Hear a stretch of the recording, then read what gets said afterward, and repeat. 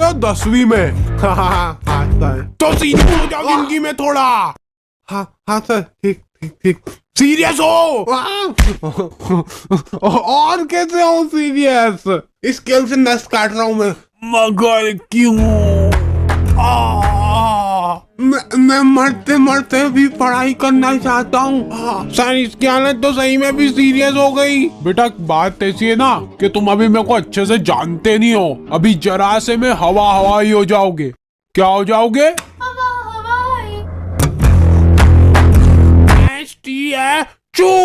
Statue. अगर आप जरा सा भी हिल गए ना तो देख लेना, फिर आपको एक बहुत ही मुश्किल टास्क करना पड़ जाएगा। देखा, जलवे बोलते जलवे। निकल निकल, सीधे क्लास के बाहर निकल जाना, इधर देखना भी मत। और ये बेचारे बच्चे घर पे जा रहे हैं ना, तो इनको घर पे भी अलग ही लेवल पे टॉर्चर किया जा रहा है। कुछ लोग यहाँ पे बस खा पी के पड़े रहते हैं, पटोले सरी के। बोर्ड एग्जाम आ रही है पर इनको कोई सीरियसनेस ही नहीं है। मतलब रोटी ले रहा बेटा? मैं पढ़ने जा रहा हूँ। और तुम्हारे पेरेंट्स तुमसे पूछे बिना ही तुम्हारा फ्यूचर डिसाइड हो रहा है। वाह वाह, मतलब वाह। चलते वो कोटा भेज देते हैं। किसको? मैं कहीं नहीं जा रहा हूँ। मैं बनूंगा वो, क्या बोलते हैं, वो घासले ठीक है, आग लगाऊंगा मैं। देखा टैलेंट। How to score 95। तो आ गए फिर से। सो एग्जाम्स। पढ़ ले थोड़ा सा, पढ़ ले, पढ़ाई में जीव लगा ले थोड़ा सा।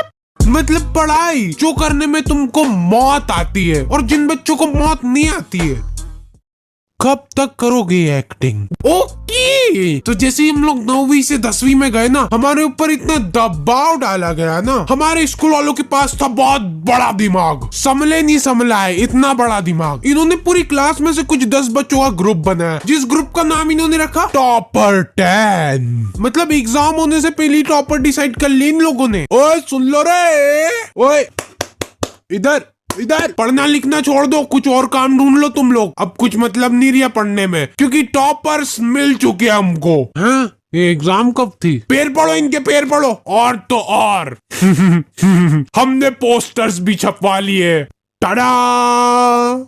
सर, जब डिसाइड हो ही चुका है कि ये लोग टॉपर बनने वाले हैं, तो इनको एग्जाम देने की जरूरत है क्या? भेज दो इनको घर घर। और क्या, जाओ जाओ घर जाओ। बेटा तुम तो बड़े हो गए हो, लेकिन तुम्हारा अभी भी छोटा ही है दिमाग। लोग प्यार से इन टॉपर 10 को बुलाते थे टोपा 10। और सारे टीचर लोग इन 10 बच्चों को खोपचे में ले जाके जिन्हें क्या गुप्त ज्ञान बांटते थे। देखो बेटा, बीड़ी कभी भी फूको ना तो हमेशा उसका पूरा स्वाद लो, फील लो उसकी पूरी। लो ट्राई करो अब तुम लोग। और हाँ, एक और बात, हमारे स्कूल की फीस बहुत ज्यादा थी और फैसिलिटीज के नाम पे। अरे बेटा, चौक खत्म हो गई स्कूल में। एक तो तुम लोग फीस भी नहीं भर रहे ना। क्यों कर रहे हो हमारे साथ इतना अत्याचार? बेटा हमारे खाने के लाले पड़ रहे हैं, एक रोटी नसीब नहीं हुई हमको 2 साल से। ये देखो मेरा पेट। फीस भर दो ना प्लीज। मैम मैंने तो कब की भर दी है फीस, तो एक बार फिर से भर दो। क्या चल जाएगा तुम्हारा इसमें? जाओ पैसे लेके आओ घर से। और लड़कियों को कुछ लेना देना ही नहीं है सबसे। वो पीछे कोने में बैठ के घपा घप पैम चबा रही है। और ये काम अकेले नहीं होता था, सामूहिक प्लानिंग से होती थी ये चीज। लड़कियां मिल बांट के पैम खाती थी 1-1 किलो। कैसे? तो हमारी बोर्ड्स की प्रिपरेशन बहुत धुआंधार चल रही थी। और हाँ, हमारे टीचर लोग आए दिन आके हमको मोटिवेट करते रहते थे। देखो बेटा, ये आखिरी के कुछ पल ही बचे तुम्हारी जिंदगी में, इसमें पूरा जोर लगा दो। ला, मैं फेविकोल लगा के तेरी चमड़ी निकालूंगा।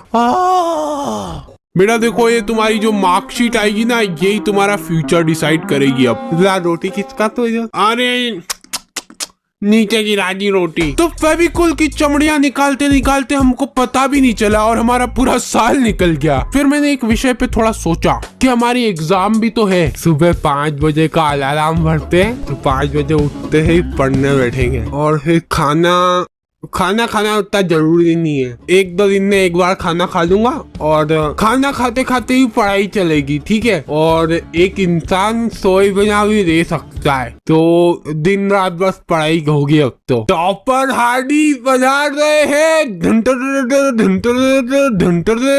अगले दिन, ओ माई गॉड, मैं पूरे 2 मिनट लेट हो गया और ये मेरी चड्डी गीली कैसे हो गई। अब शगुन, लगता है अब मेरे को पढ़ाई छोड़नी पड़ेगी। ये अब शगुन को ठीक करने का एक ही रास्ता है, घासे पी के आग लगाओ।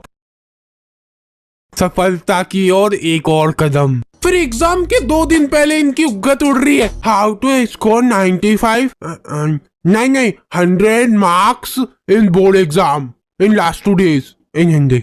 और इनके ऐसे चटक थंबनेल देख के एक बार को तुम्हारी आंखें भी चमक जाएगी और वो वीडियो भी ऐसी अजीब सी होगी ना। बेटा ओ इधर, तुमसे ही बात कर रहा हूँ, तुमसे। सबसे पहली बात तो ये हो गई कि तुमको ये वीडियो देखने की जरूरत क्यों पड़ रही है। साल भर तुमने क्या झक मराया। तुम जिंदगी में कुछ कर ही नहीं सकते, तुम्हारी जिंदगी झंड है। तुम्हारे घर में पंखा हो तो उस पर लटक जाओ, नहीं तो छत से कूद जाओ। कोई मतलब ही नहीं है अब तुम्हारा इस जिंदगी में, बस धरती पे बोझ हो तुम। कुछ नहीं हो सकता। 2 दिन पहले इनकी उगत उड़ रही है। कूद जाओ, हाँ कूद जाओ, सोचो मत कुछ इतना। कूद जाओगे तो फोटो तो आएगा पेपर में, ये देख के ही माँ बाप खुश हो जाएंगे तुम्हारे। और एग्जाम के 1 दिन पहले रात में, बेटा जो हुआ सो हो गया, लेकिन अभी भी हमारे पास काफी टाइम बचा है, पूरे 24 घंटे, और मैं तुम्हारा पूरा साथ दूंगा। हम सब लोग 24 घंटे की मैराथन लगा रहे हैं, जिसमें तुमको हमारे साथ खड़े होके भागना होगा।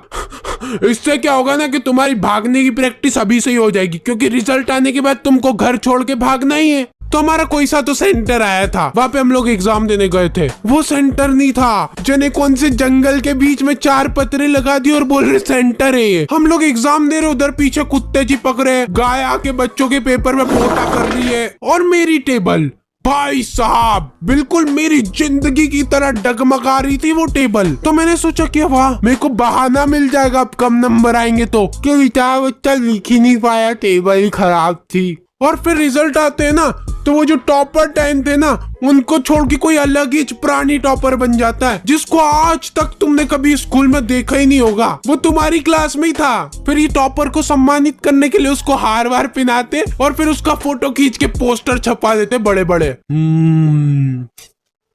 ये देख बेचारा मर गया, इसीलिए मैं कहता हूँ ज्यादा नहीं पढ़ना चाहिए।